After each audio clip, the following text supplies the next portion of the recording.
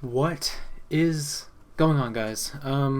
We're back with another video, as always, day after day after day after day after day. That's what this channel does. Now, today, I don't remember what you did yesterday, but I hope you had fun. I hope you had a good day yesterday. I hope you have a great day today. I hope you have a great, amazing day tomorrow. And today, it's another review day. Before we talked about Harry Potter, it's a great series, great book. But today, and I don't have a copy of it, so I can't hold up 3 copies like I did the Harry Potter one, but I'll put it right here in my hands. It'll slowly fade in and it'll look amazing. We're talking about Iron Man, the 2008 movie Iron Man. And oops, I just dropped the movie, I'm so sorry. But hey, we're talking about Iron Man. You know, that movie that kind of created one of the biggest franchises in the world, Iron Man. It's kind of crazy, but my life. And so in this movie, we have some great introductions to not only a character, Tony Stark, Iron Man. Not only do we have a great introduction to him, but we also have a great introduction to the whole universe as a whole. So let's just get right into the story, and because it is important moving forward. So you start off with you start off with Harry Potter. You start off with a Harry Potter eccentric billionaire. Now, Tony Stark is a character who was defined by drugs and was defined by just a shady past. I mean, he made weapons for the military, or his own, like, it wasn't his own military, it was the military. And so he made these weapons of mass destruction, and he 100% didn't really see the moral, motive behind everything. So, and really, what a job to have if you don't care, because you can just slap your name on the rocket and send it off, and you get paid millions on millions and millions of dollars. But that was all about to change when he takes one trip to Afghanistan, and, he gets captured. He's not killed, but he does end up making the first Iron Man suit.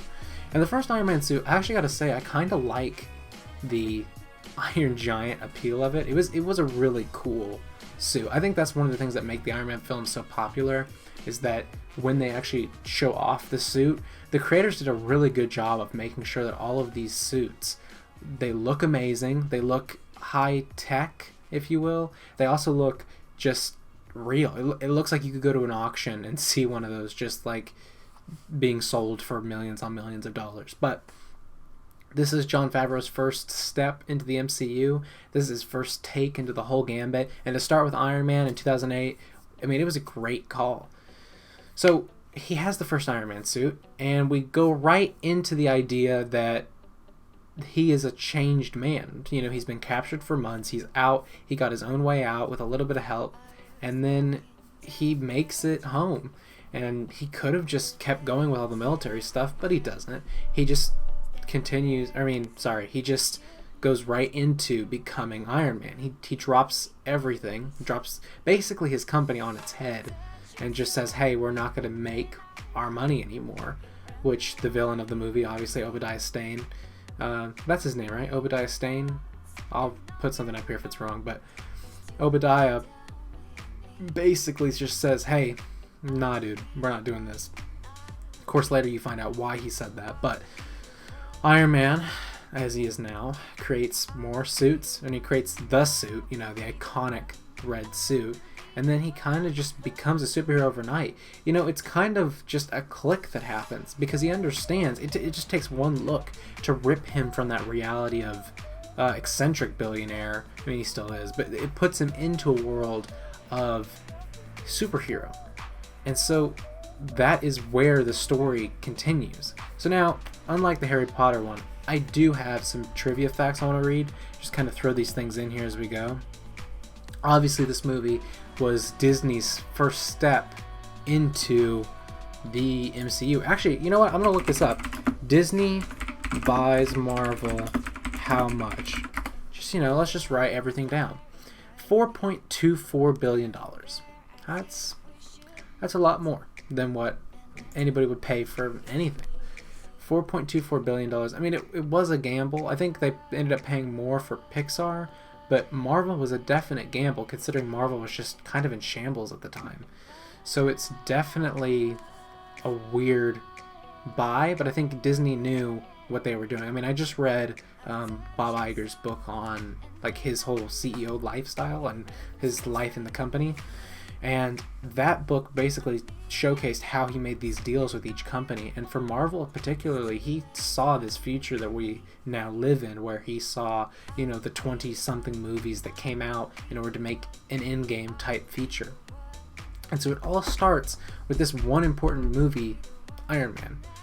So anyway, Iron Man, here's what I like about the movie. Number one, I like the idea that Tony Stark just gets picked up because he's a genius, and he gets swept into this world, and he's not like a superhero that does it all, like he's not a Superman, right? He's not someone that does it for the good of justice right off the bat, and that's his sole factor. We basically take someone who needs to learn, and that's something with all Marvel characters really, is that they don't just come out of the factory ready to be a superhero. They kind of have to learn their place. I mean, Batman did the same thing for sure, because he had a tragedy that struck him into becoming a superhero. But, you know, people like Iron Man have to cope with the realization that they weren't always good guys. Or how about Bruce Banner the Hulk? He obviously had to live up to the fact that he didn't just want to be a monster. I mean, he didn't even want to be Hulk, but he had to live up with the idea that he could change the Hulk to be a good force. Same thing with Natasha Romanoff. I mean, she could have continued to be an agent, at least in the movie. I don't know that much about the comics versions per se, but at least in the MCU, we're talking about all of those same kind of ideas. That's one thing I like. Another pro for the movie, I think they really did a good job with pacing and the introduction of the suit, and then you kind of got a couple movies in one, because you could have spent a whole movie with the building of the first Iron Man suit, or the first suit in general. But we got that, and then we also got the idea of these other suits, these other versions of Iron Man, which would eventually lead to, of course, Iron Man 3, where they all explode. Which, by the way, the original suit was in Iron Man 3. It was in like the backdrop. And so, anyway, those movies just, it was crazy. Okay, here's another fun fact.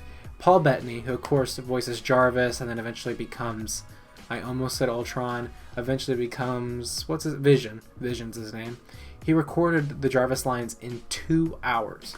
I mean, imagine getting paid millions on millions on millions of dollars for 2 hours of work.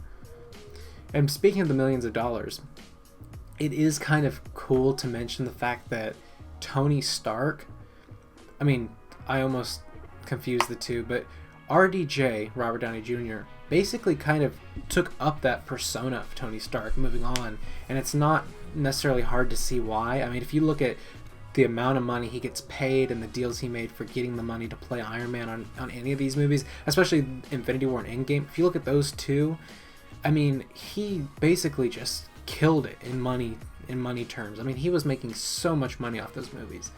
So he kind of just took this billionaire persona and actually made it his own. And it's just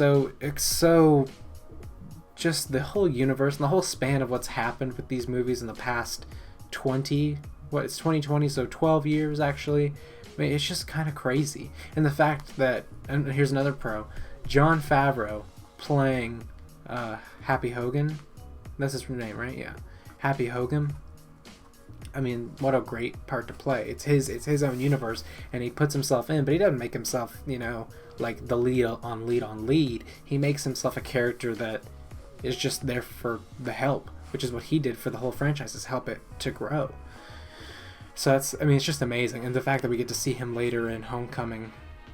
And Iron Man really ties a lot into the rest of these movies. Iron Man it's just a great movie. Like, I don't know what else to say. It's just such a great film. I'm trying to think of what cons I necessarily have with the movie. I don't really know. I don't really know if I have any specific con. I think that Obadiah, if that's his name, I think his motivation was a little weird. Like his like I guess he wanted to keep things in the weapons department. He didn't want to move at all. But it was a little weird that, oh no, because his whole idea was that he was dropped when Tony Stark came into power after Howard Stark, because he had technically been running the company. So yes, I understand that aspect of everything. But Yeah, I felt like his anger scenes were a little weird. I mean, he definitely lost his temper more than once, but he definitely just kind of seemed odd to me in terms of how his anger developed in the movie. And then I think that's about it. Let me see if there's anything. Whoa, look at this fun fact. The Roadster in which Tony Stark was working is owned by Jon Favreau. So Jon Favreau just kind of put himself all over this movie. I mean, he was literally in it. He oversaw the project. He oversaw everything with the MCU, and even his car is in the movie. So it's just, I mean, I'd love to meet that guy and just talk to him, because I bet he has the most creative brain for these sorts of things. And so all of that to say that Iron Man really set the precedent for these movies. They definitely saw a new era for movie making in general. And then eventually, I think we'll eventually get to it on this channel. We'll eventually go through the movies and we'll talk about, you know, the End Games and the Infinity Wars and even the Thors. But I think that's about it for this review. I definitely want to say that these review type of videos, I know they don't seem as straight-laced as maybe the gaming videos or the other videos, but I mean, hey, we're just here to talk, have some fun, talk about weird movies and books, and we'll eventually get around to talking about all sorts of stuff. So that's about it for this video, guys. If you liked it, press the like button. If you want to subscribe, please subscribe. We got videos all week long. Click here if you want a video. Click right there if you want a video. Click right here. No, here if you want a video. And that's about it. So I guess I'll see you guys tomorrow with another video. And goodbye.